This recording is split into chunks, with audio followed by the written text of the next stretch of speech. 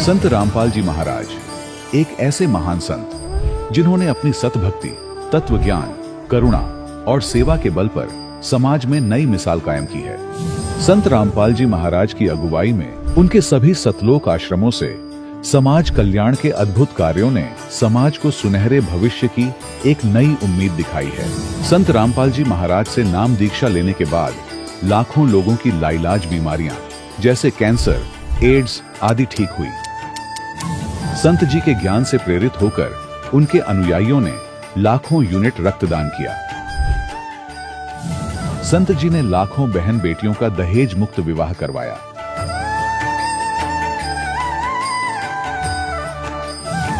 संत जी ने लाखों लोगों का नशा छुड़वाया, करोड़ों उजड़े परिवार बसे। संत जी के आश्रमों में समागम के दौरान निःशुल्क नेत्र चिकित्सा, दंत चिकित्सा प्रदान की जाती है।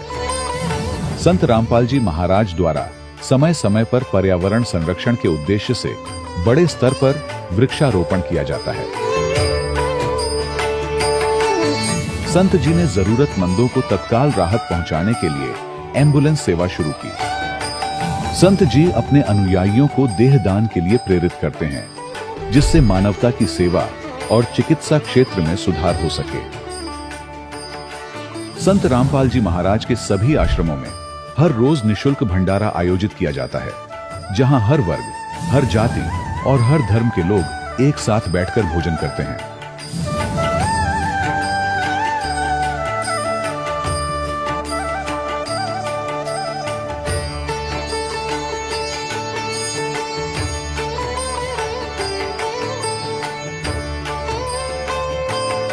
संत रामपाल जी महाराज के आश्रम में हजारों बुजुर्गों को सम्मान और प्यार के साथ जीवन जीने का अवसर मिलता है। उनके खाने, रहने और स्वास्थ्य की पूरी जिम्मेदारी संत रामपाल जी महाराज उठाते हैं। अनाथ बच्चों के लिए संत रामपाल जी महाराज के सभी आश्रम किसी वरदान से कम नहीं। यहाँ उन्हें शिक्षा, संस्कार और भविष्य के लिए बेहतर अवसर प्रदान किए जाते हैं। चाहे बाढ़ हो, भूकंप या महामारी, संत रामपाल जी महाराज और उनके अनुयायी हमेशा ही जरूरतमंदों के लिए सबसे आगे खड़े रहते हैं। कोविड महामारी के दौरान संत रामपाल जी महाराज के आश्रमों से करोड़ों लोगों के लिए भोजन, दवाइयां और जीवन रक्षक सामग्रियां उपलब्ध कराई गई। चाहे गरीब की मदद हो या किसी शोषित और पीड़ित वर्ग के हक और सम्मान की लड़ाई, संत रामपाल जी महाराज ने हमेशा ही उनकी दबी आवाज को सरकारों तक पहुंचाया है और उन्हें उचित न्याय दिलवाने में अहम भूमिका अदा की है। समाज में आध्यात्मिक और सामाजिक मूल्यों के प्रति जागरूकता लाने में संत रामपाल जी महाराज हर कदम पर मानवता के सच्चे सेवक साबित हुए हैं। संत रामपाल जी महाराज का जीवन हमें सिखाता है कि सच्ची सेवा वही है जो निस्वार्थ भाव से की जाए। आइए हम भी इस महान सेवा के कार्य में इस महान संत से जुड़ें और संत रामपाल जी महाराज से नाम दीक्षा लेकर अपने जीवन को धन्य बनाएं।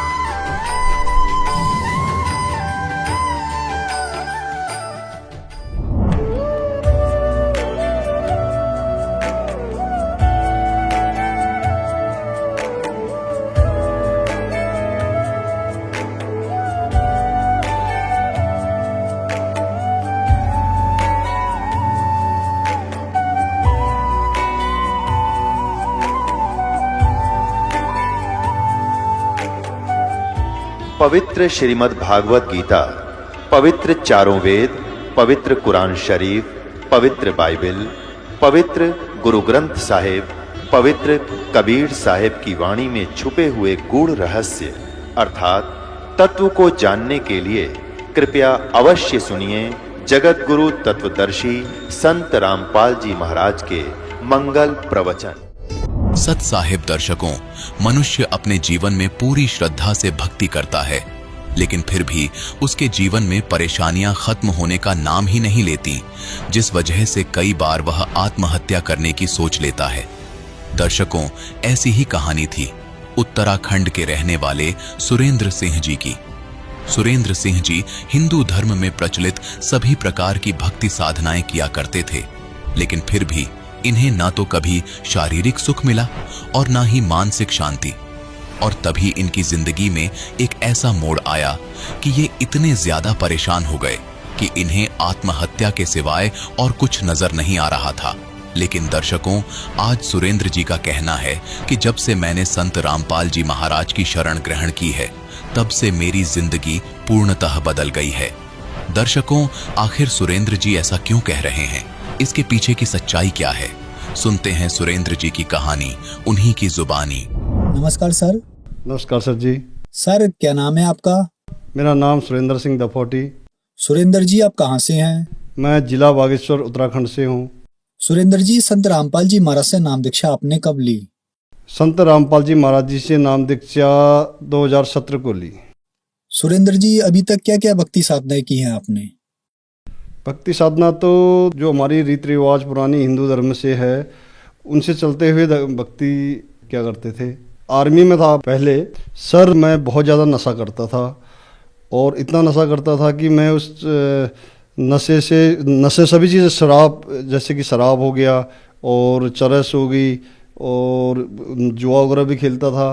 तो ताकि मैंने उस नशे के कारण अपनी नौकरी भी त्याग दी और ट्रांसपोर्टिंग ट्रक वगैरह थे वो भी सब बेच दिए, तो मेरे पास कुछ नहीं बचा। तो मैं इतना परेशान हो चुका था, मैंने जब लास्ट ट्रक बेची तो मैं इतना नशा करने लग गया था कि डिप्रेशन में चला गया था मैं। बस नशा और मुझे फिर भगतमती ने क्या किया कि निर्माण में नशा मुक्ति केंद्र में एडमिट कर दिया।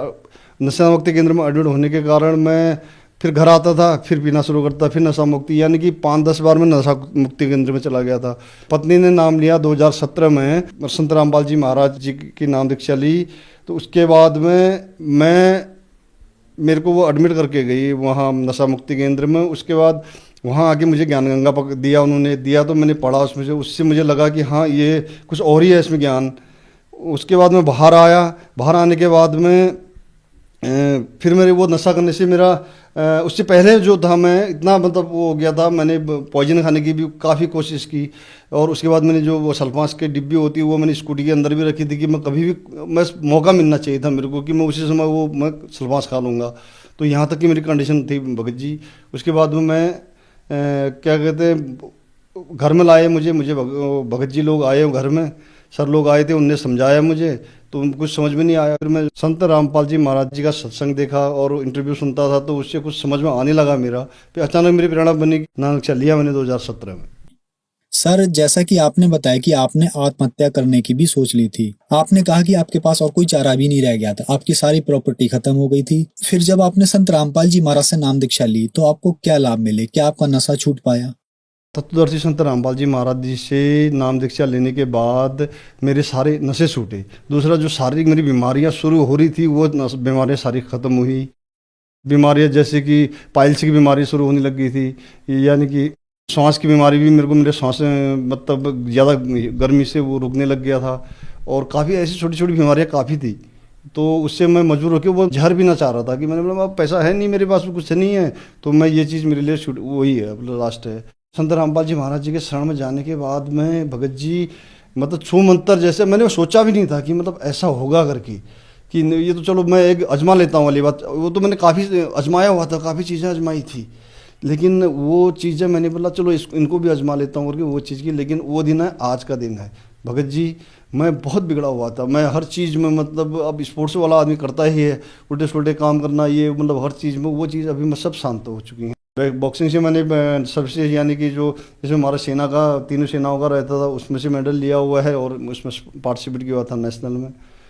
तो वो सारी चीज़ें भक्ति के बाद में जो अभी अब सोच में आ रहा है कि हम ये पहले से जुड़े होते तो आज तक शायद भक्ति मार्ग में ठीक ठाक होते। चलो अभी भी जुड़े हैं, लेकिन अभी भी मार्ग सही मिला हुआ है गुरु जी का, संत रामपाल जी महाराज जी का, तो वो सही है। और लाभ तो काफ़ी मिले हैं भगत जी, अपने पारिवारिक लाभ और काफ़ी। मैं एक बार जैसे अभी फिलहाल जो सप्लायर का काम और बिल्डिंग मटेरियल सप्लाई का काम करता हूँ, तो मैं मेरी कहीं गाड़ी आई हुई थी, वहाँ जा रहा था। पहाड़ में बैंड होते हैं, तो बैंड में ऐसे आ रहा था, तो वहाँ से बोलेरो कार आ रही थी। बोलेरो स्पीड में थी, मैं भी स्पीड में था।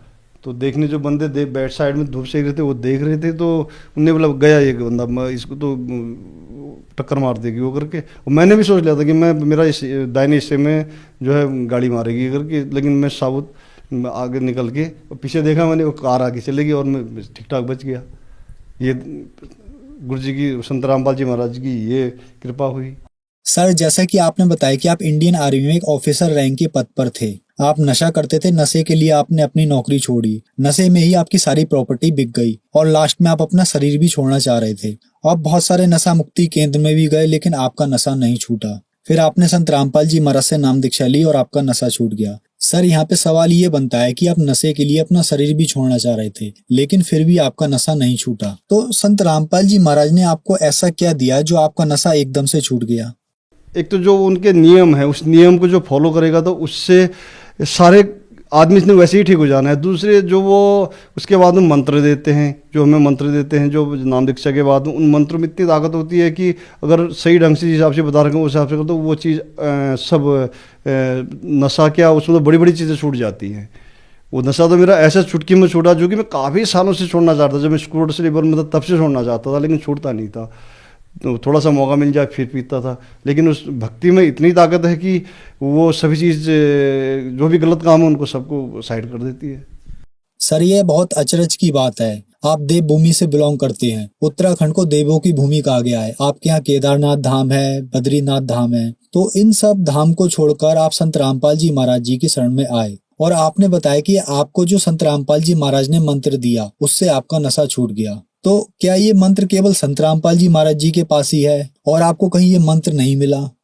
जी, मेरे को ठीक होने के लिए मेरे घर वालों ने क्या, मेरी पत्नी ने क्या, काफ़ी कोशिश की। यानी कि गढ़वाल से लेकर के जितने हमारे कुमाऊँ के गुरु अगर वगैरह, ये भूख झाड़ फूक करने वाले जितने से, सबको पूजा मैं। यानी कि बहुत ज़्यादा खर्चा होता था, वो खर्चा किया, लेकिन कहीं किसी की बस की बात नहीं कि मैं 1-2 दिन ठीक रहूँगा फिर वैसी, 1-2 दिन ठीक रहूँगा फिर वैसी। तो वही मैं समझ के चलता था कि हाँ चलो ये वाली नाम दीक्षा लेने वाली बात कर रहे हैं, संत रामपाल जी महाराज जी के पास जाने वाली बात कर रहे हैं। चलो इतनी सारी चीज़ें तो मैंने कर ली।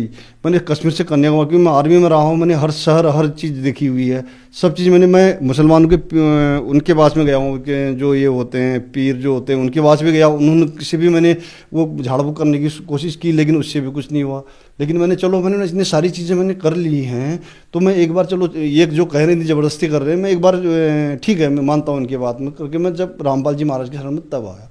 जब मैं शरण में गया तो मुझे यकीन नहीं था फिर भी कि मैं ये होगा करके। सिर्फ मैं इंटरव्यू जब देखता था तो उससे पता हाँ फ़र्क तो हुआ है। लेकिन जब मुझे नाम दीक्षा लेने के लिए जब मैं वहाँ गया, वहाँ जब मुझे वो चीज़ बताई गई कि ये चीज़ करनी, तो वो मैंने करीबन 1.5-2 महीने से तो मैंने प्रॉपर ऐसी की कि मैंने सोचा कि देखता हूँ मैं, अगर इतनी शक्ति इनमें होगी तो मैं ठीक हो जाऊँगा। और मैंने की प्रॉपर ढंग से जो चीज़ें बताई मेरे को, तो मैं वो चीज़ें सब निकल गई। और संत रामपाल जी की कृपा से मैं आज के डेट में ठीक हूँ और समाज में बैठने लायक, उठने लायक हूँ। जो मंत्र नाम दीक्षा केंद्र संत रामपाल जी महाराज द्वारा दिए गए हैं, उन मंत्रों में इतनी शक्ति है कि वो मंत्र विश्व में तत्वदर्शी संत के पास ही होता है, वही देते हैं, और बाकी वो किसी के पास नहीं होता। न वो किसी के और के देने से, और के पास तो हो ही नहीं सकता, लेकिन उनके देंगे तो उनसे फ़ायदा होता है। उन मंत्रों में इतनी ताकत है कि हम उनको जिस हिसाब से बताया गया है उस हिसाब से उनको फॉलो करेंगे तो वो चीज़ से फ़र्क होता है।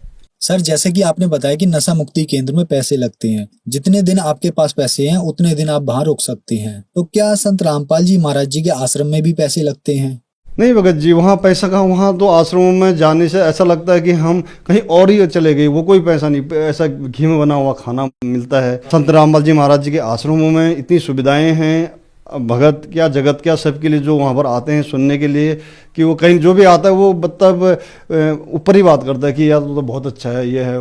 सर, अब आखिरी सवाल आपसे, संत रामपाल जी महाराज से नाम दीक्षा कैसे ले सकते हैं? तत्वदर्शी संत रामपाल जी महाराज जी से नाम दीक्षा सत्संग में नीचे से एक पट्टी आती है, उसमें नंबर होते हैं। हर डिस्ट्रिक्ट में नामदान केंद्र हैं। नामदान नज़दीकी नामदान केंद्र में उनमें फ़ोन करके आप नामदान केंद्र से संत रामपाल जी महाराज जी की से नाम दीक्षा ले सकते हैं। सुरेंद्र जी, हमारे चैनल पर अपने अनुभव बताने के लिए आपका बहुत बहुत धन्यवाद। सच्चाई। दर्शकों, अभी आपने सुने संत रामपाल जी महाराज से दीक्षा प्राप्त करके सुखी हुए भक्त के अनुभव। अब देखिए जगत गुरु तत्वदर्शी संत रामपाल जी महाराज के मंगल प्रवचन। स्नान करने लग गए, धोती बांधा करते थे। तो धोती ऐसे एक बेल्ट सी बांधते हैं, देखा होगा यहाँ भक्त धोती वाले बता देंगे। कोई धोती बांध के और उसके ऊपर से एक रस उसी का हिस्सा एज ए बेल्ट बांध जाकर उसने अड़बंद कहते हैं हमारे देसी भाषा में, अड़बंद। तो जब एक हाथ का उनका चोट लगी हुई थी उंगली के, गरीबदास जी ने पट्टी लपेट रखी थी। उस राम राय से कहा कि हे सरदार जी आइए और मेरे या धोती का गांठ लगा दे, अड़बंद की बेल्ट बांध दे, ऐसे गांठ लगाते थे। अब जो ही उसने अड़बंद की गांठ लगानी चाहिए, धोती शरीर के अंदर से निकलाई और गांठ धोती का लगी। उन्होंने जल्दी सी खोला, धोखा लग गया तेरे से, धोखा। फिर दोबारा, फिर तीसरी बार फिर ऐसे ही हुआ। तब गरीबदास जी ने कहा अरे झुमकरा, वो ये सोच रहा था मेरे जैसा किसान है, इसने संत मानते हैं ये बड़े भोले आदमी आके हरियाणा के। तो तब कहा रे झुमकरा, मैं तेरे जैसा किसान हूं, जमींदार हूं भाई, ये गांठ क्यों ना लगती, घनी देर लगी। तो जब उसने देखा ऊपर ने, राम राय जी विष्णु जी के उपासक थे, बेशक से वो सिख थे, विष्णु जी को इष्ट रूप में मानते थे। क्योंकि पहले हम सभी जितने भी सिख बने हैं ये अपने हिंदुओं से ही अलग से एक, जिन्होंने शिष्य तो ग्रहण कर लिया, उन धार्मिक नियमों का पालन किया, उन्हें सिख कहने लगे। सिख माने शिष्य। तो क्या देखा उस राम राय ने, गरीबदास जी का ऊपर का हिस्सा, चार हाथ, हाथ में वो सब गदा पद्म शंख सुदर्शन घूम रहा है, मुकुट है, यानी विष्णु रूप दिखाई दिया।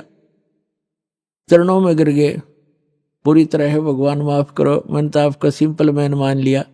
उठा तो फिर वो जो गरीबदास, उसने सोचा कोई सपना देख लिया तने, वो फिर बैठ गया। फिर भी उसने सोचा चल कुछ तो है महात्मा में, कुछ करामात है, इससे कुछ ज्ञान प्राप्त करते हैं। तब सारी सृष्टि रचना सुनाई गरीबदास जी ने कि भाई हम कौन हैं, कहां से आए हैं। हम सुल्तानी नानक तारे दादू को उपदेश दिया, जात जुलाखा भेद न पाया, ये काशी महे कबीर हुआ। अनंत कोट ब्रह्मांड का एक रति नहीं भारे, सतगुरु पुरुष कबीर हैं ये कुल के सर्जनहार। पूरी ब्रह्मा विष्णु में इसकी स्थिति बताई, सारे ब्रह्मांडों की रचना जो कबीर परमात्मा ने दिखाई थी आंखों और बताई थी, वह बताई। तब राम राय कहता है हे महाराज, ये ज्ञान आज तक हमारे को किसी ने नहीं बताया। तो गरीबदास जी ने कहा कि आपके ग्रंथ में ज्यों का त्यों विद्यमान है, पर उसको समझ नहीं पा रहे ये वर्तमान के तेरे जितने भी पाठी हैं, सिख हैं।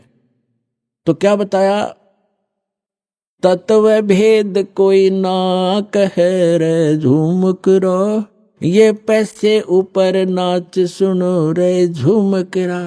कोटों मध्य कोई नहीं रे झूमक रो, अरबों में कोई गर्क सुनो रे झूमक रा।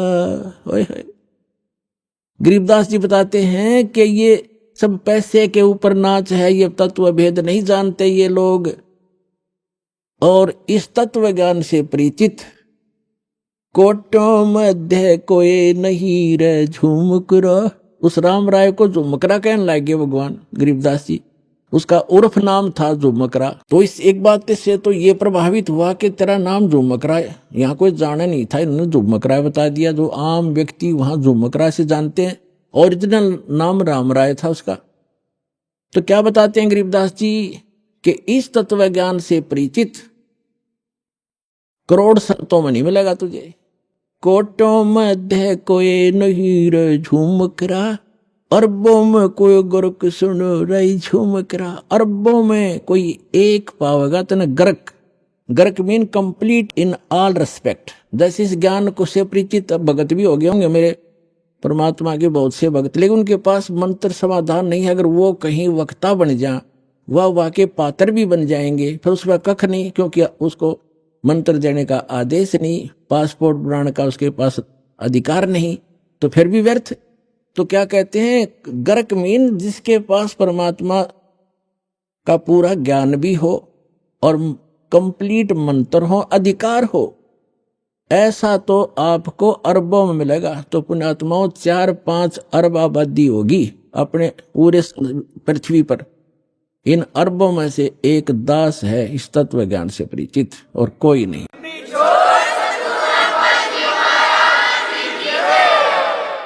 अब हम आज का प्रसंग पूरा करते हैं।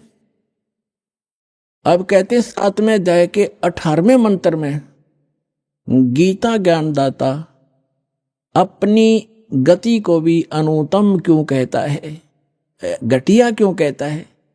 इसका यह है कि जन्म मृत्यु ये खुद कहता है गीता ज्ञानदाता 4थे अध्याय के 5 और 9 श्लोक में, दूसरे अध्याय के 12वें श्लोक में, 10वें अध्याय के दूसरे श्लोक में, कि अर्जुन तेरे और मेरे बहुत जन्म हो चुके हैं, आगे भी होते रहेंगे और पहले भी हो चुके हैं। इसलिए 18वें अध्याय के 62वें श्लोक में कहता है अर्जुन तू सर्वभाव से उस परमेश्वर की शरण में जा, उसकी कृपा से परम शांति को, सनातन परम धाम को प्राप्त होगा। तत्वदर्शी संत खोज ले, उससे वो ज्ञान और समाधान प्राप्त होगा। तो तत्वदर्शी संत नहीं मिलेगा तो ऐसे ही जन्म और मृत्यु तेरे भी रहेंगे, मेरे उपासक के भी रहेंगे, मेरे भी रहेंगे, वो खुद कहता है। तो अब ये 7वें अध्याय के 18वें श्लोक में कहता है मेरी गति भी अनुत्तम है, घटिया है, क्योंकि जन्म मृत्यु तेरी भी मेरी भी। ब्रह्म साधक ब्रह्मलोक में जाता है। 8वें अध्याय के 16वें श्लोक में कहा कि ब्रह्मलोक पर्यंत भी ये प्राणी सभी पुनरावृत्ति में है, इनका भी जन्म मृत्यु होता ही रहेगा। और जब जहां जन्म मृत्यु होगा, युद्ध करना होगा, वहां शांति नहीं हो सकती। तो यहां कहता है अनुत्तम क्यों बताया? अपनी गति को, अपने यानी ओम नाम के जाप से ब्रह्म प्राप्ति को भी अनुत्तम गति बताया है। किस लिए? इसका उदाहरण देते हैं। एक चुनक नाम के ज्ञानी आत्मा थे, समर्पित भगवान पे, और साधना और ज्ञान वही वेद और इन अधूरे गुरुओं वाला, हठ योग ब्रह्मा जी वाला, ओम नाम वेदों वाला, ये साधना किया करते थे, सभी करते रहे। उन्होंने भी ऐसी साधना के लिए हजारों वर्षों तक सूख के काटा होगे, बड़ी बड़ी पलकें होगी, बड़े बड़े बाल होगे परमात्मा पाने के लिए। लेकिन गीता अध्याय नंबर 11 के श्लोक 47-48 में गीता ज्ञानदाता स्पष्ट करता है कि अर्जुन मेरी प्राप्ति यानी ब्रह्म की प्राप्ति, भगवान प्राप्ति ना वेदों में वर्णित विधि से, ना किसी मंत्र से, ना जप से, ना तप से कोई नहीं कर सकता, उससे हो ही नहीं सकती वेदों में वर्णित विधि से। तो जिस कारण से इन ऋषियों ने वेदों से मंत्र ओम लिया, उसकी साधना हठ योग ब्रह्मा जी से लिया, साधना करने लगे, उसे भगवान तो मिलना था ही नहीं, वो स्पष्ट कर रहा है। तो उससे सिद्धियां आ गई इनके अंदर, और उन सिद्धियों के आधार से ये प्रभु पाक गए अपनी एक दूसरे। जैसे अगस्त ऋषि में सिद्धि थी 7 समुद्रों को पी लेना, ये कोई छोटी सिद्धि है? 7 समुद्रों को एक घूंट में ऐसे चलू भर कर और सारे सुखा दिए थे, ऐसी सिद्धि होती है आध्यात्मिक शक्ति। लेकिन ये भगवान नहीं हो सकता इन सिद्धियों से। और फिर वापस कुरला कर दिया तो 7 समुद्र भर गए। तो कहने का भाव ये है कि ये तो सिद्धि है, परमात्मा की साधना करने से थोड़ी बहुत ये बैटरी चार्ज हो जाती है, जिसे कुछ चमत्कार दिखा देते हैं। इन्वर्टर में पंखा चल पड़ा, लाइट चल पड़ी, छोटा मोटा रोशनी होगी, मोटर नहीं चला सकता इन्वर्टर जो 10 पावर हाउस पावर की। तो ये छोटे मोटे इन्वर्टर बन गए और बैटरी चार्ज हुई, फिर डिस्चार्ज कर दी, वो खत्म हो गए, पशु बन गए। तो कहने का भाव ये है, ऐसे ही चौनक ऋषि थे, इन्होंने सिद्धियां प्राप्त कर ली और इतनी सिद्धि होगी कि आम सिद्ध पुरुष भी उसका अगर नतमस्तक होने लगा, बड़ा बोलबाला हो गया। एक मानदाता चक्रवर्ती राजा था। चक्रवर्ती राजा का अर्थ होता है जिसका पूरी पृथ्वी पर शासन हो, और उसके अंतर्गत छोटे छोटे नवाब राजा लोग होते हैं, वो उसको टैक्स देते हैं, उसके पराधीन होते हैं, उसके आदेश से चलते हैं, सब कार्य करते हैं। और 2-4 वर्ष के बाद वो क्या करता है राजा, ये देखने के लिए कि मेरे शासन काल में मेरी पराधीनता कोई अस्वीकार तो नहीं कर दिया, यानी मेरे अपने आप में स्वयंभू कोई राजा ना बन गया हो, उसके लिए घोड़ा छोड़ते हैं जो राजा का निजी घोड़ा होता है, और उसके आगे एक पंपलेट लटका दिया जाता है कि जिस भी राजा को मानदाता चक्रवर्ती राजा की पराधीनता स्वीकार ना हो, इस घोड़े को पकड़ के बांध ले और युद्ध के लिए तैयार हो जा। राजा के पास 72 करोड़ सेना है। ये समझो सिंपल भाषा में। 72 अक्षौणी का तो वैसे अलग से होता है, जैसे इतने घुड़सवार, इतने रथ वाले, इतने फलाने हाथी वाले, वो मिलाकर के सारा होता है। हम सिंपल भाव से समझते हैं। 72 करोड़ सेना है, 72 अक्षौणी। वो घोड़ा चल पड़ा, पीछे सैनिक थे, सैनिक घोड़ों पर, घोड़ा खाली, और वो चल रहा अपनी मर्जी से, कहीं से जा रहा, किधर ही जा रहा। तो जाते समय भी चौनक ऋषि ने देखा कि घोड़ा खाली जा रहा है, बाकी वे सवार बैठे, क्या कारण है। लेकिन वापस जब आए तो भी वहीं से आगे वो कुदरती सारी पृथ्वी पर घूम के 1-2-4 वर्ष के बाद तो ऋषि ने पूछा कि सैनिकों, ये घोड़े पर सवार क्यों नहीं कोई। तो सैनिकों ने बताया कि ये राजा मानदाता चक्रवर्ती राजा का घोड़ा है, इस पर कोई बैठ नहीं सकता। और इसके गले में क्या लिखा है, ऋषि ने पूछा। सैनिकों ने उत्तर दिया, इसके गले में ये लिखा है कि जो इस घोड़े को पकड़ेगा उसने राजा मानदाता जी के साथ युद्ध करना पड़ेगा, और राजा के पास 72 करोड़ सेना है। ऋषि ने पूछा, क्या किसी ने नहीं पकड़ा। तो सैनिकों ने कहा, कौन पकड़े, उसकी जाड़ फोड़ दे हम, पिलाया किसी की मां ने दूध। ये सैनिक भी एक आधा अगर मुंह फटे। तो उसने, ऋषि ने सोचा राजा को अभिमान हो गया, इसका अभिमान ठीक करते हैं। बता, ऋषि का राजा के अड़न का के तो क्या ऋषि है वो। ऋषि माने अच्छी आत्मा, वो तो गधा है बे, मतलब पंगा पा लिया। बोला, मन ये घोड़ा बांध लिया, बांध दो घोड़े को मेरे वृक्ष के जिसके नीचे तपस्या करे था। सैनिकों ने कहा उस ऋषि से कि ये घोड़ा आप बांधोगे, मानदाता चक्रवर्ती का युद्ध करोगे। कहा, मैं युद्ध करूंगा उसके साथ। सैनिकों ने कहा, कंगले, तेरे दाने खाने को नहीं, तेरी क्यों सामत आई है, चुप करके अपनी भक्ति कर और माला फेर। क्यों मरे तू बेआई मौत क्यों मर रहा है। उसने, चुनक ऋषि ने कहा कि तुम राजा के से जाके कह दो कि चुनक ऋषि ने तेरा युद्ध स्वीकार कर लिया। अब सैनिकों ने आकर के राजा को नमक मिर्च लगाई और कहा कि आज एक व्यक्ति ने हिम्मत की है आपका युद्ध उठने की, और कल को दूसरा बकवाद करेगा। Rajan, nip the evil in the bud, बुराई को स्टार्ट में ही खत्म कर देना चाहिए। राजा ने फिर कह दिया, जाओ। तो उस 72 करोड़ की 4 टुकड़ी कर ली।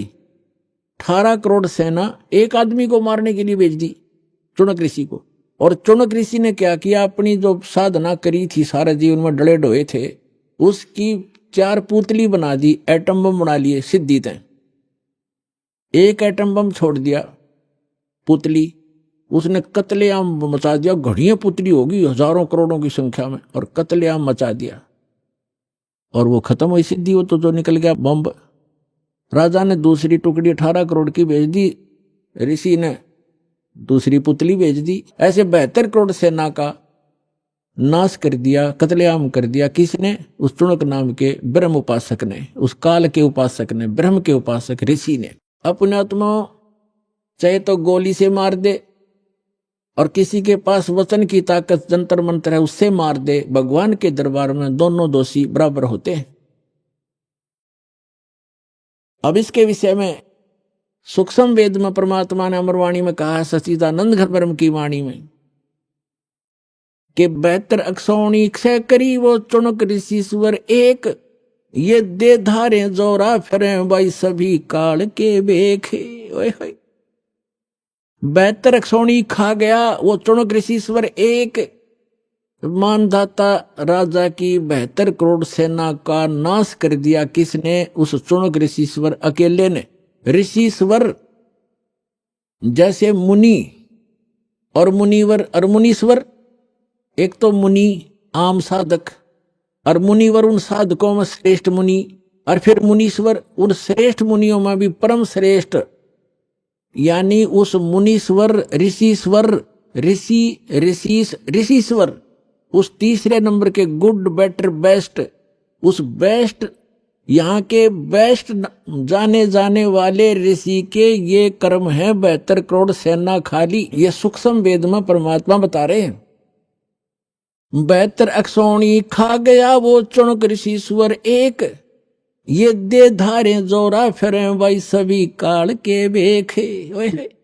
जोरा माने मौत, जरा माने बुढ़ापा, यह अंतर समझना कदे भूल जा। जोरा मीन संत भाषा में जोरा माने मृत्यु। कहते हैं ये दिखे संत ऋषि महर्षि, ये तो चलती फिरती घाल है, ये देह धारे मौत फिरे, ये संत नहीं ये मौत है। ये सभी काल के भेख, ये ब्रह्म के साधक, ब्रह्म तक के पुजारी, ये सभी काल के भेख, दे धारे जोरा फिरे या मौत फिरे, चलती फिरती मनुष्य रूप में इतने मानस मार दिए, तुम इनको महर्षि कहते हो। तो यहाँ गीता ज्ञानदाता भी कहता है कि ये ऋषि हैं तो नेक, लेकिन तत्वदर्शी संत ना मिलने से मेरे वाली अनुत्तम घटिया साधना में लीन रहे, गति में लीन रहे। अब क्या बनेगा? ओम नाम के जाप से ये ब्रह्मलोक जाएगा, और जो सिद्धि की थी, जो साधना तपस्या की, से ये राजा बनेगा। और जो इसने 72 करोड़ सेना मार दी, वो बैड अकाउंट अलग से लिखा जाएगा, वो फिर इसको भोगना पड़ेगा। जैसे ये ओम नाम की साधना से ब्रह्मलोक में जाएगा, वहां अपनी पुण्य समाप्त करके इस मंत्र के जाप का नाश करके कमाई का, ये वापस आएगा, राजा बनेगा पृथ्वी पर, फिर खूब पाप कमाओगा। राजा शिकार करते हैं, अपने अहम के कारण दुनिया मरवा डालते हैं, कत्लेआम कर देते हैं अपने राज्य के लिए, वो पाप इसके बुरे में लिखे जाएंगे। फिर ये कुत्ता बनेगा और इसके सिर में कीड़े पड़ेंगे, इस ऋषि चुनक का, और जितने सैनिक मारे थे वो गिन गिन का बदला लेंगे इसका। तो यहां कहते हैं फिर ये खाक मुक्ति हुई। 18वें अध्याय के 62वें श्लोक में कहा कि तू सर्वभाव से अर्जुन उस परमेश्वर की शरण में जा, उसकी कृपा से तो परम शांति को, सनातन परम धाम को प्राप्त होगा। 15वें अध्याय के 4थे श्लोक में कहा कि परम संत की प्राप्ति के उपरांत, तत्वदर्शी संत की प्राप्ति के उपरांत परमात्मा के उस परम पद की खोज करनी चाहिए, जहां जाने के बाद साधक लौटकर फिर संसार में कभी नहीं आते, और केवल उसी की भक्ति करो। तो यहां जो ब्रह्म तक के साधक हैं, इसलिए 7वें अध्याय के 18वें श्लोक में गीता ज्ञानदाता कहता है कि ये ज्ञानी है तो अच्छी आत्मा, परमात्मा के लिए समर्पित है, लेकिन तत्वदर्शी संत ना मिलने से ये मेरे वाली अनुत्तम गति में, घटिया गति में लीन रहे। इनको वो संत नहीं मिला जिसकी साधना करके उस स्थान को प्राप्त कर लें जहां जाने के बाद साधक फिर लौटकर कभी संसार बन जाते। तो वो संत ये दास है पुण्यात्माओं, आज समझ में आ जाओ, थारा से फेर आइयो, जितना लेट आओगे उतना पछताओगे, जल्दी आओ, अपना कल्याण कराओ। पुण्यात्माओं, सौभाग्य आपका, आप जी का जन्म ऐसे समय में हुआ है जिस समय को परमात्मा ने पूर्व निर्धारित किया हुआ है कि जिस समय कलयुग 5500 वर्ष बीत जाएगा, तब इस अध्यात्म मार्ग को, जो संपूर्ण कंप्लीट इन ऑल रेस्पेक्ट, जो स्पिरिचुअल नॉलेज है, अध्यात्म मार्ग है, ज्ञान है, इसको सार्वजनिक करने के लिए कहा था भगवान ने। क्योंकि जिस समय परमात्मा स्वयं आए थे 600 वर्ष पहले, सन 1398 से संवत 1455 से सन 1518 संवत 1575 तक वो परमात्मा यहाँ एक जन साधारण की लीला करके चले गए, जो परमात्मा किया ही करते हैं। जो हमारे वेद बताते हैं कि वो परमात्मा सतलोक से सशरीर आता है, अपने उस निज स्थान से जहां हम पहले रहा करते अपने पिता के पास। हम बालकपन में हम अज्ञानता के कारण अपने उस मूल मालिक को, उस सर्व सुखदायी परमात्मा को छोड़कर यहां इस काल के साथ आ गए इसके लोक में। तो वो परमात्मा वहां से आकर हमें पुनः वो याद दिलाने आते हैं कि आप जहां रह रहे हो ये लोक ठीक नहीं, यहाँ की कोई व्यवस्था भी अनुकूल नहीं है। यहां जन्म और मृत्यु का ये दीर्घ रोग, और आपको ऐसा कच्चा शरीर दिया है जिसमें कोई ना कोई रोग अवश्य व्यापा रहता है, लगा रहता है। फिर आप ऐसे स्थान पर रहते हो जहां पर प्रत्येक वस्तु का अभाव रहता है, और जिस कारण से ये प्राणी हरदम टेंशन में रहता है, हमेशा दुखी रहता है। परमात्मा के विषय में वेदों में लिखा है, वेद में, कि वो परमात्मा अपने उस स्थान से चलकर आता है जहां हम पहले रहा करते थे, और परमात्मा अब भी वहां रह रहे हैं, और हमारे असंख्यों भाई बहन वहां पर वर्तमान में भी रह रहे हैं, जो पहले वहीं थे, यहां आए नहीं, और जो यहां से परमात्मा की सतभक्ति करके वापस चले गए हैं, वो वहां अब भी रह रहे हैं। तो वहां से चलकर वो परमात्मा आते हैं, एक जन साधारण की लीला करते हैं। वो ऐसी लीला करते हैं कि प्रत्येक प्राणी को इस काल के लोक में यदि सुखी रहना है, तो वो विधि, वो तरीका, वो एक भूमिका परमात्मा स्वयं ही करते हैं। परमेश्वर कबीर जी एक झोंपड़ी में रहा करते थे, पूरा परिवार, वैसे तो पूरा विश्व उसी के बच्चे हैं, उसी के पुत्र पुत्री हैं, लेकिन उस समय उन्होंने एक गृहस्थ विधि से परिवार नहीं बनाया था।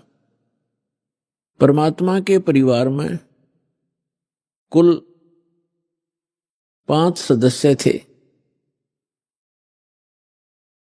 एक तो नीरू और नीमा, ये 2, जिनको परमात्मा लहर तारा नामक तालाब पर कमल के फूल पर शिशु रूप में मिले थे, और एक स्वयं परमात्मा, और एक लड़का एक लड़की।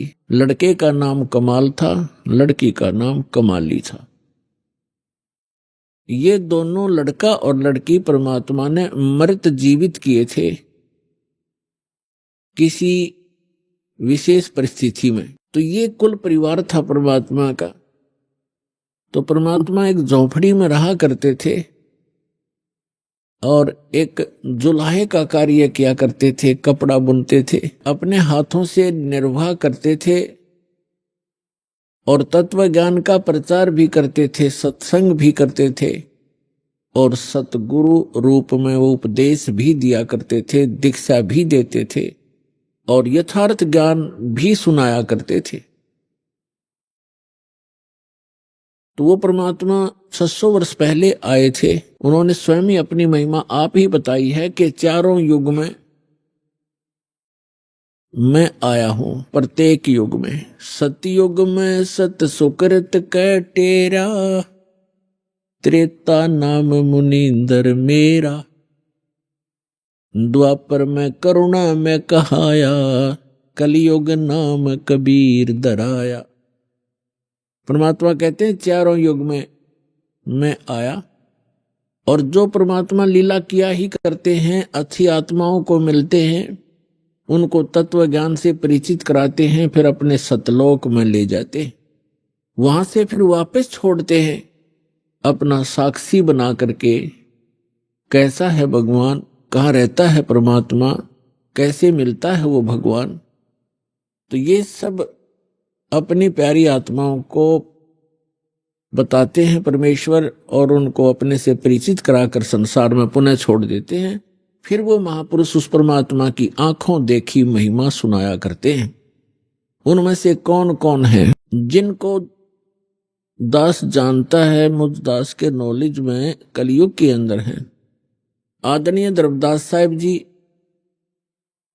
आदरणीय मलुकदास साहिब जी, आदरणीय नानक साहिब जी, आदरणीय दादू साहिब जी, आदरणीय गरीबदास साहिब जी, गांव छुरानी, जिला झज्जर वाले, आदरणीय घीसा दास साहिब जी, गांव खेखड़ा, जिला मेरठ, उत्तर प्रदेश वाले, आदरणीय स्वामी रामानंद जी, काशी वाले। इन महापुरुषों को परमात्मा मिले, और इन महापुरुषों ने परमेश्वर की महिमा आंखों देखी, बताई, अपनी अमृतवाणी में लिपिबद्ध करवाई। आज वो एफिडेविट हैं उस परम पिता की महिमा जो उन्होंने आंखों देखी थी। तो पुण्यात्मा, परमेश्वर ने कहा है, चारों युग में संत पुकारे, कूक कहा हम हेल रे, हीरे माणिक मोती बरसें, ये जग चुगता ढेल रे। परमात्मा बताते हैं कि चारों युग में मेरे से परिचित मेरे संतों ने मेरे द्वारा बताई गई यथार्थ भक्ति विधि का डंडोरा पीटा, मुनादी करी, अनाउंसमेंट की खूब जोर जोर से, और मैंने भी आकर के प्रत्येक युग में इस यथार्थ ज्ञान रूपी हीरे मोती लालों की वर्षा की। लेकिन हम पर विश्वास ना करके इन काल के दूतों, नकली आचार्यों, शंकराचार्यों और इन झूठे गुरुओं पर विश्वास करके पूरा मानव समाज वर्तमान में डले ढो रहा है, कंकर पत्थर कौड़ी इकट्ठी कर रहा है लाल के स्थान पर। अर्थात यथार्थ ज्ञान और यथार्थ भक्ति विधि ये तो है हीरे मोती और लाल यानी बहुमूल्य, ये हैं वास्तव लाभ देने वाले।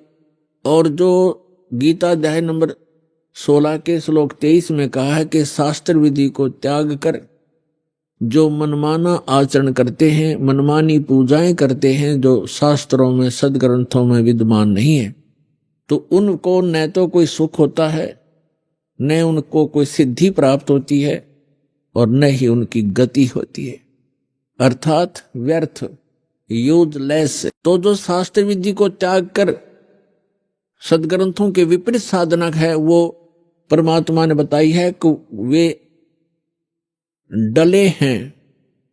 ढेल, ढेल माने डले, कंकर पत्थर जिनकी कोई वैल्यू नहीं है। चारों युग में संत पुकारे, कूक कहा हम हेल रे, हीरे माणिक मोती बरसें, ये जग चुगता ढेल रे।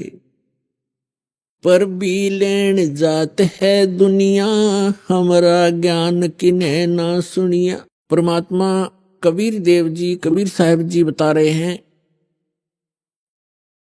कि लोक वेद के आधार से, दंत कथाओं के आधार से शास्त्र विरुद्ध साधना करते हुए ये प्राणी कुंभ के मेले का अनुष्ठान करते हैं और पर भी लेने के लिए जाते हैं वहां कल्याणार्थ। उसके लिए भगवान बताते हैं कि जिस तालाब या सरोवर या दरिया में आप स्नान करने जाते हो कोई पर निर्धारित करके, आपसे पहले वहां उस तालाब में, सरोवर में, उस दरिया में मेंढक, मछली और बहुत से कीड़े मकोड़े पहले से विद्यमान होते हैं, जीव जंतु, और वो तो सदा ही उसके अंदर नहाते हैं, क्या उनका कल्याण हो जाएगा? जिस प्रकार उन मेंढक और मछलियों का कोई कल्याण नहीं हो सकता, इसी प्रकार आपका भी उस पर भी में नहाने से आत्म कल्याण नहीं हो सकता। आत्म कल्याण होगा अपनी सदग्रंथों श्रीमद् भगवद गीता में वर्णित विधि और उसके अनुसार की गई साधना से। और वो साधना केवल परमात्मा ही बताते हैं, क्योंकि श्रीमद् भगवद गीता में जो गीता ज्ञान दाता है वो केवल अपने सतर की भक्ति ही बता रहा है। और पूर्ण मोक्ष यदि चाहिए अर्जुन, किसी भी भक्त को अर्जुन के माध्यम से सर्व मानव समाज को संदेश दिया गया, तो उसको चाहिए कि वो तत्वदर्शी संत की खोज करे और फिर उस परमेश्वर की शरण में जावे, उसके तत्वदर्शी संत के बताए अनुसार साधना करके उस परमेश्वर की शरण में जावे, जहां जाने के बाद साधक फिर लौटकर कभी संसार में नहीं आते। और गीता ज्ञानदाता अपनी साधना बताता है कि अर्जुन तेरे और मेरे अपनी स्थिति बताता है, अपना सामर्थ्य बताता है कि अर्जुन तेरे और मेरे बहुत जन्म हो चुके हैं, तू नहीं जानता मैं जानता हूं। श्रीमद् भगवत गीता अध्याय नंबर 4 के श्लोक नंबर 5 और 9 में, श्रीमद् भगवत गीता अध्याय नंबर 2 के श्लोक 12 में, गीता अध्याय नंबर 10 के श्लोक नंबर 2 में गीता ज्ञानदाता स्पष्ट करता है कि अर्जुन तेरे और मेरे बहुत जन्म हो चुके हैं, तू नहीं जानता मैं जानता हूं। और अपनी साधना बताते हैं गीता अध्याय नंबर 8 के श्लोक नंबर 13 में, ओम इति एकाक्षरम ब्रह्म व्यवहारन माम अनुसमरन ये प्रयाति तजन देहम स याति परमाम गतिम। गीता ज्ञानदाता ये ब्रह्म है, श्री कृष्ण जी के अंदर प्रवेश करके बोलता है, ये ऐसे ही छल करता है। गीता अध्याय नंबर 4 के श्लोक नंबर 9 में ये स्वयं कहता है कि मेरे कर्म और जन्म दिव्य हैं, अलौकिक हैं, तो ये इसके कर्म हैं। गीता अध्याय नंबर 7 के श्लोक नंबर 24-25 में स्वयं स्वीकार करता है कि अर्जुन मैं अपनी योग माया से छुपा रहता हूं, मैं कभी किसी के समक्ष अपने यथार्थ रूप में नहीं आता, और ये मूर्ख लोग जन समुदाय मुझे कृष्ण रूप में, व्यक्ति रूप में आया हुआ मान रहे हैं। मैं कृष्ण नहीं हूं। केवल भूत की तरह, प्रेत की तरह बोल रहा था उसके अंदर कि मैं कृष्ण नहीं हूं, मैं तो अपनी योग माया से छुपा रहता हूं। गीता अध्याय नंबर 11 के श्लोक नंबर 32 में कहता है कि अर्जुन मैं काल हूं और अब मैं परवर्त हुआ हूं, अब आया हूं। श्री कृष्ण जी तो पहले विद्यमान थे, उन्होंने पहले कभी अपने आप को काल नहीं कहा, और उसके बाद फिर कभी अपने जीवन में अपने आप को काल नहीं कहा। अभी आपने सुने संत रामपाल जी महाराज के मंगल प्रवचन। आइए अब सुनते हैं संत रामपाल जी महाराज से नाम दीक्षा लेकर सतभक्ति करके अद्भुत लाभ प्राप्त करने वाले अनुयायी के विचार। दर्शकों, मनुष्य अपने जीवन में दिन रात पूजा पाठ, व्रत उपवास, भजन कीर्तन तथा अन्य सभी प्रकार की पारंपरिक भक्ति साधनाएं करता है, लेकिन फिर भी उसकी समस्याओं का समाधान न हो तो फिर उसके मन में यही सवाल उठता है कि आखिर मैंने ऐसी क्या गलती कर दी है जो मेरे जीवन में न सुख है और न ही शांति। दर्शकों, ऐसी ही कहानी थी मध्य प्रदेश के रहने वाले मनोज कुमार कुदारी जी की। मनोज जी ने अपने जीवन में सभी पारंपरिक भक्ति साधनाएं अपनाई, लेकिन इसके बावजूद भी मनोज जी को अपने जीवन में न कभी शारीरिक सुख मिला और न ही मानसिक शांति मिली। लेकिन दर्शकों, आज मनोज जी का कहना है कि जब से मैंने संत रामपाल जी महाराज से नाम उपदेश लिया है, तब से मेरी जिंदगी से दुख और शारीरिक कष्ट छू मंत्र हो गए हैं। मेरी जिंदगी पूर्णतः बदल गई है। दर्शकों, आखिर मनोज कुमार जी क्यों संत रामपाल जी महाराज जी को भगवान बता रहे हैं? आखिर मनोज कुमार जी क्यों अपनी पारंपरिक भक्ति साधना को शास्त्र विरुद्ध और संत रामपाल जी महाराज द्वारा बताई गई भक्ति साधना को शास्त्रों के अनुकूल बता रहे हैं?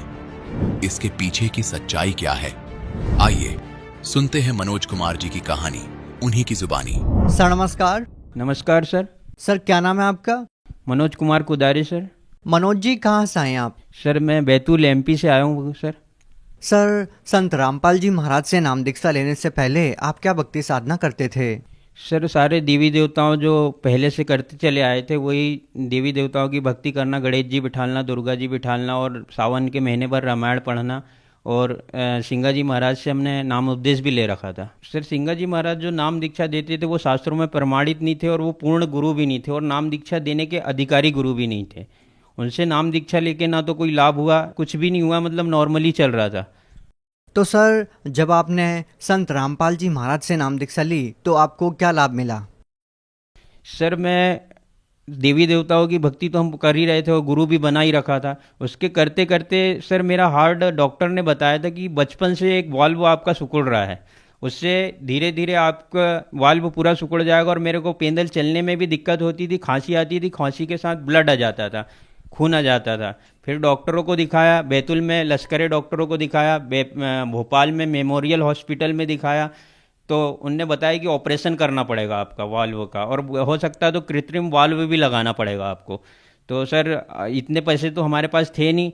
फिर क्या हमने फिर तिरुपति बालाजी गए, वहाँ पे सत्य साईं जी का हॉस्पिटल था, वहाँ पे बाईपास सर्जरी से वो वाल्व उनने फुला दिया और उनने कहा कि आपको ये टेबलेट ज़िंदगी भर खानी पड़ेगी और फिर आप 45 साल के बाद आना तो फिर आपकी टेबलेट चेंज कर दी जाएगी उम्र के हिसाब से। तो टेबलेट तो आपको खाना ही पड़ेगा और कोई भी हार्ड काम, मेहनत का काम आप नहीं कर सकते हो, नहीं तो आपका वाल्व फिर से सिकुड़ जाएगा और गोली बंद नहीं करनी है आपको। वाल्व आपका ज़्यादा सिकुड़ गया तो ऑपरेशन होगा और ऑपरेशन में भी रिस्क नहीं और लाइलाज बीमारी थी और ये कभी भी मतलब आपकी मृत्यु हो सकती थी। और मैं बहुत ही दुबला हो गया था, सिंगल हड्डी हो गया था, मतलब वो दवाई को लेते लेते और हार्ट की परेशानी से, और खून भी आ जाता था। फिर वहाँ पे उनने बाईपास सर्जरी की और टेबलेट खाने के लिए बोला। टेबलेट मैंने 2 साल तक खाई सर, और फिर भोपाल में रहता था, वो टेबलेट खा खा के मैं परेशान हो गया था। फिर मैंने संत रामपाल जी महाराज की ज्ञान गंगा पुस्तक पढ़ी और पुस्तक पढ़ने के बाद मैंने गीता, रामायण, ये वेद पुराण सब पहले ही से पढ़ रखे थे। और फिर मैंने सोचा भगवान तो यहाँ है, हमको अभी तक ये पूजा करने से लाभ क्यों नहीं मिल रहा है, तो भगवान तो यहाँ है। फिर मैंने, मेरी बुआ जुड़ी हुई थी पहले से, तो मैंने कहा आप बरवाला कब जा रहे हो, तो उन्होंने बताया 2-4 दिन बाद। तो मैंने कहा बुआ मैं भी चलूँगा, देख के आऊँगा वहाँ पे क्या है। सतलोक आश्रम बरवाला में संत रामपाल जी महाराज से नाम दीक्षा ली 11 जनवरी 2014 को। सर, आपकी जो दिल की बीमारी थी वो काफ़ी गंभीर बीमारी थी, डॉक्टर ने इसको लाइलाज करार दे दिया था और आपको ज़िंदगी भर दवाइयाँ खाने के लिए बोला। तो सर, आपको क्या लगता है कि जब आपने संत रामपाल जी महाराज का ज्ञान पढ़ा तो क्या आपको ये विश्वास हो गया था कि संत रामपाल जी महाराज से नाम दीक्षा लेने के बाद आपकी बीमारी ठीक हो जाएगी? जी सर, संत रामपाल जी महाराज की जब ज्ञान गंगा पुस्तक पढ़ी तो उसमें लगा कि भगवान तो यहाँ पे है, क्योंकि हम पूजा पाठ करते किसके लिए हैं कि हम सुखी रहें, हमारा शरीर सुखी रहे, घर में सुख शांति बनी रहे। परंतु ये करते हुए भी पूजा, जो देवी देवताओं की पूजा करते थे, इसमें सुख शांति और बीमारी हट नहीं रही थी।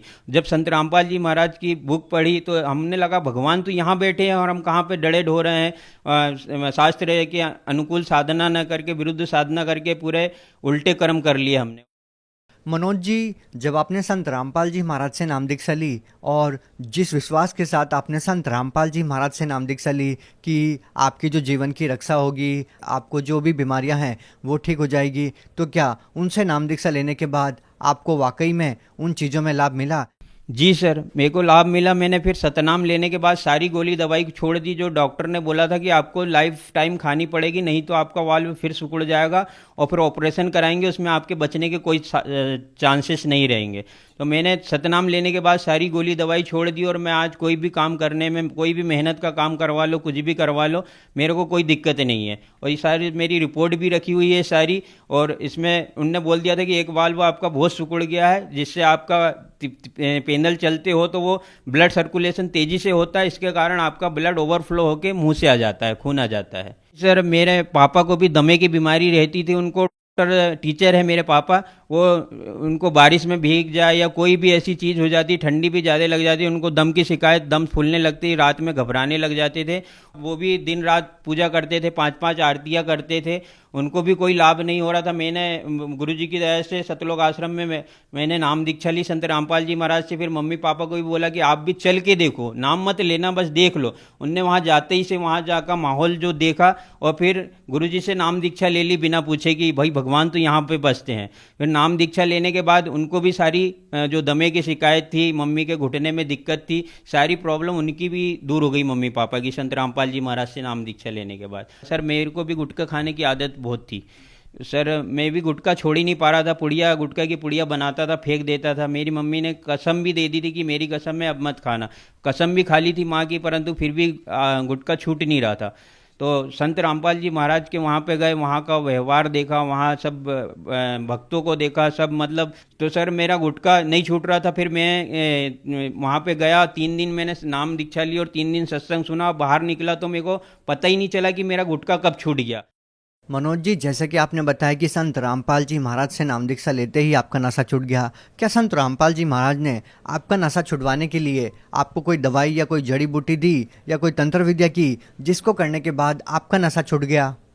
नहीं सर जी, उनने, संत रामपाल जी महाराज ने कोई दवाई नहीं दी। उनके जो मंत्र थे शास्त्र के अनुकूल थे, उनमें पावर था और वो मंत्र के जाप से ही सारी विकृतियां, हमारी बुराइयों को दूर हो जाता है, क्योंकि भगवान तो वही है जो सारी बुराइयों को दूर कर दे। और बाकी से हमने बाकी संतों के पास देखा कि वो भक्ति भी करते हैं, गुटखा भी खाते हैं, दारू भी पीते हैं, शराब भी पीते हैं और लड़ाई भी करते हैं। जबकि संत रामपाल जी महाराज के आश्रम में जाके देखा कि वहाँ सब भगत हाथ जोड़ के बात करते, भले वो प्रधानमंत्री हो या कलेक्टर हो, सभी एक ही जगह पे बैठ के खाएंगे, सभी के लिए समान, मतलब सबके लिए समान, कोई बड़े छोटे की कोई अलग से लाइन नहीं होती है, सभी के लिए समान व्यवहार किया जाता है। और वहाँ का माहौल देख के लगा कि स्वर्ग तो यहाँ बसता है, मतलब सतलोक तो यहाँ है। आप भगत समाज को क्या संदेश देना चाहते हैं? सर, भगत समाज से मैं प्रार्थना करना चाहता हूँ कि संत रामपाल जी महाराज के यूट्यूब, फेसबुक और इंस्टाग्राम सभी पर संत रामपाल जी महाराज के सत्संग आते हैं, उनमें नंबर आते हैं गुरु जी के, आप वो नंबर पे लेके नज़दीकी नामदान सेंटर पे नाम दीक्षा लेकर अपना कल्याण करा सकते हैं। जी धन्यवाद। जी धन्यवाद सर। संत रामपाल जी महाराज एक ऐसे महान संत जिन्होंने अपनी सतभक्ति, तत्व ज्ञान, करुणा और सेवा के बल पर समाज में नई मिसाल कायम की है। संत रामपाल जी महाराज की अगुवाई में उनके सभी सतलोक आश्रमों से समाज कल्याण के अद्भुत कार्यों ने समाज को सुनहरे भविष्य की एक नई उम्मीद दिखाई है। संत रामपाल जी महाराज से नाम दीक्षा लेने के बाद लाखों लोगों की लाइलाज बीमारियां जैसे कैंसर, एड्स आदि ठीक हुई। संत जी के ज्ञान से प्रेरित होकर उनके अनुयायियों ने लाखों यूनिट रक्तदान किया। संत जी ने लाखों बहन बेटियों का दहेज मुक्त विवाह करवाया।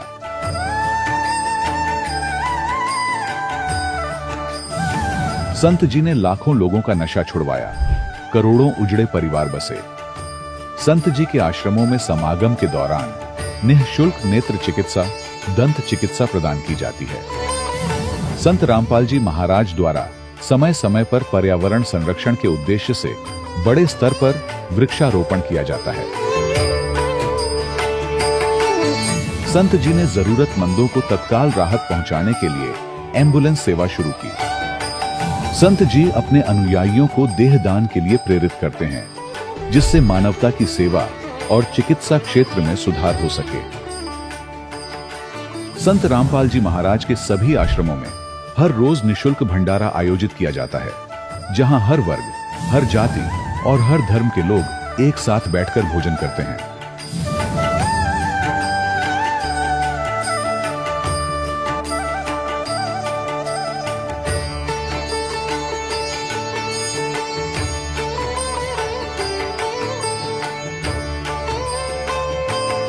संत रामपाल जी महाराज के आश्रम में हजारों बुजुर्गों को सम्मान और प्यार के साथ जीवन जीने का अवसर मिलता है। उनके खाने, रहने और स्वास्थ्य की पूरी जिम्मेदारी संत रामपाल जी महाराज उठाते हैं। अनाथ बच्चों के लिए संत रामपाल जी महाराज के सभी आश्रम किसी वरदान से कम नहीं। यहाँ उन्हें शिक्षा, संस्कार और भविष्य के लिए बेहतर अवसर प्रदान किए जाते हैं। चाहे बाढ़ हो, भूकंप या महामारी, संत रामपाल जी महाराज और उनके अनुयायी हमेशा ही जरूरतमंदों के लिए सबसे आगे खड़े रहते हैं। कोविड महामारी के दौरान संत रामपाल जी महाराज के आश्रमों से करोड़ों लोगों के लिए भोजन, दवाइयां और जीवन रक्षक सामग्रियां उपलब्ध कराई गई। चाहे गरीब की मदद हो या किसी शोषित और पीड़ित वर्ग के हक और सम्मान की लड़ाई, संत रामपाल जी महाराज ने हमेशा ही उनकी दबी आवाज को सरकारों तक पहुंचाया है और उन्हें उचित न्याय दिलवाने में अहम भूमिका अदा की है। समाज में आध्यात्मिक और सामाजिक मूल्यों के प्रति जागरूकता लाने में संत रामपाल जी महाराज हर कदम पर मानवता के सच्चे सेवक साबित हुए हैं। संत रामपाल जी महाराज का जीवन हमें सिखाता है कि सच्ची सेवा वही है जो निस्वार्थ भाव से की जाए। आइए हम भी इस महान सेवा के कार्य में इस महान संत से जुड़ें और संत रामपाल जी महाराज से नाम दीक्षा लेकर अपने जीवन को धन्य बनाएं।